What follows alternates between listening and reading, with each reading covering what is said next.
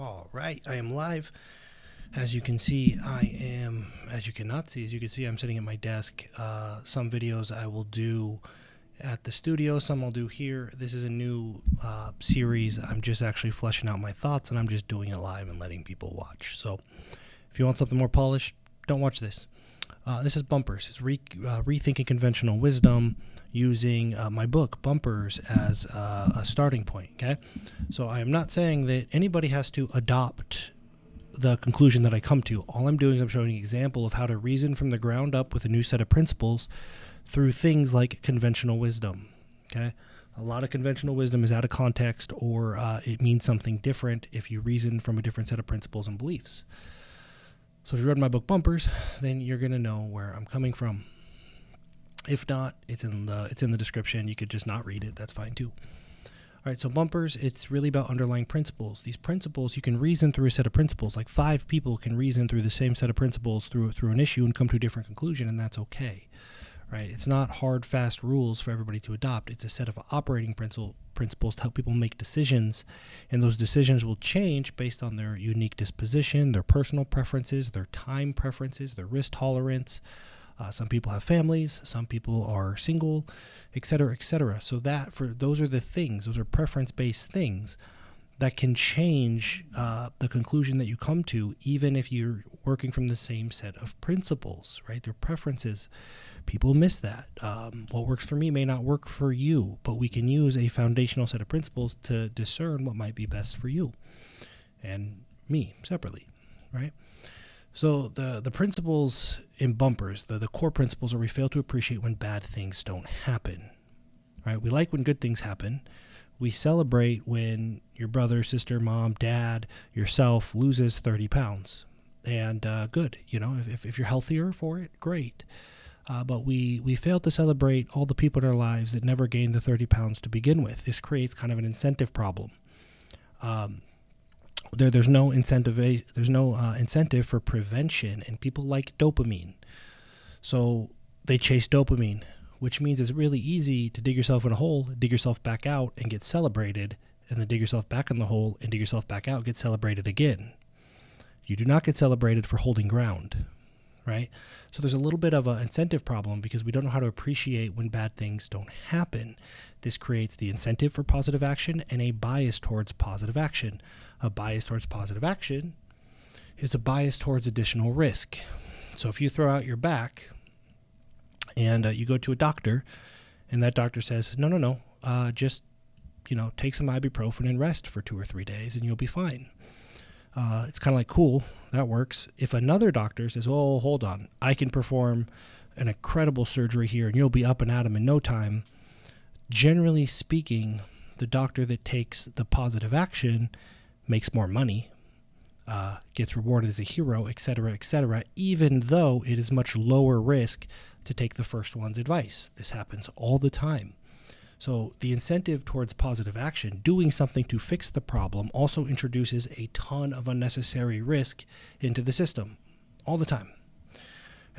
So the conclusion that I choose to come to in Bumpers is that we need to appreciate when bad things don't happen, and we need to appreciate when non-action is the best move. We need to appreciate it, celebrate it, recognize it, right? Otherwise, we start taking action and introducing risk where it is not necessary. So we have this huge bias towards positive action. Like we have to do something, which, again, if we don't know what to do, sometimes we'll do something unfavorable so that we can fix it, and then we get rewarded for fixing it, even though as a whole the system would be better if we never did the unfavorable thing to begin with. And the other principle from Bumpers is raising the floor, meaning if it's a rolling average, your best days and your worst days, it's much easier to bring up your best days, do better than your worst. It improves the average overall. It's much harder to do better than your best. So if we can actually eliminate the bad things, then the overall, not eliminate them completely, it's not possible, but domesticate them, the overall quality of our life improves significantly. Okay, doing more good things almost never improves the overall quality of a system as much as removing the bad things does. Right? But again, very few people get rewarded for avoiding bad things, so we just have to be aware of it. All right, so conventional wisdom, the way that I'm using it here, it's just rules or heuristics to govern global behavior and interaction. Global. I'll explain what I mean, not local. I'll explain what I mean by that as I give you the examples. It's important that the rules for global interaction and local interaction are very, very different, right? We need a heuristic to say, what is the best way to approach my neighbor? Treat all of my neighbors, right? Just globally, the people around me. And then how do I treat Bob and Susie, who I grew up with, I spent 30 years doing stuff with them. That's different, okay? In one scenario, the local scenario, there's a unique set of circumstances and context. On a global scenario, we just need rules of thumb to help us navigate it with the highest probability of a favorable outcome, right? Hope that makes sense. So it's a huge mistake, in my opinion, to confuse local and global interactions. Okay? Let's explain what I mean. We'll start with the golden rule. The golden rule. All right. Treat others the way you would like to be treated. I understand where this comes from. It comes from a good place. It also assumes, it doesn't state it explicitly, but we have an orientation toward positive action, which means, do stuff for people that you would want done for you. That's a lot of what it means. There's another side of it, which is more important in my opinion, which I'll explain in a minute. Okay, now, locally, you would not say, treat your grandmother the way you would like to be treated, because you know grandma really well, and you know that she doesn't want the same things that you do. So this doesn't apply locally. Like locally, we should be able to discern the way to behave based on the context of that particular interaction. Okay, so this is not a local rule. It's a very general, if you go into a group of people and you want to make friends, then this is what the recommendation is. Now, I do not agree with this. Treat others the way you would like to be treated. This assumes that everybody wants to be treated like I do. Everybody wants what I want, has my preferences, or ought to. This is like the golden rule for a true sociopath. I know people don't mean this when they say this, but this assumes, again, well, I would want somebody to talk to me. Well, I don't want somebody to talk to me. So if I treated everybody the way I wanted to be treated, I would just leave everybody alone, right? But I understand that that there's things that I like that they may not like, and that's okay. I'm not going to assume that they like what I like, and I'm not going to assume that my way is the best way. So not a super helpful rule, actually. What it implies is like, be a decent human, and that's fine. So we go on to the platinum rule. Somebody came along and said, no. Treat others the way they want to be treated. Well, guess what? As we just explained, this is a global heuristic. I don't know anything about these other random people. So this is a global, and what we're going to do is we're going to turn it into the golden rule most of the time, because we don't know how they want to be treated. We have no idea. If we did, we wouldn't rely on this set of rules, right? We would go to our local toolbox and we would just behave accordingly. So most people just revert back to how they want. They assume that, well, this would be nice for me, so it must be nice for them. And that is quite the assumption. It's quite the assumption. Okay, so treat others how they would like to be treated is actually not a super useful heuristic in my opinion. It is at a local level, but that is not the point of these rules, is local. Okay? My opinion, of course.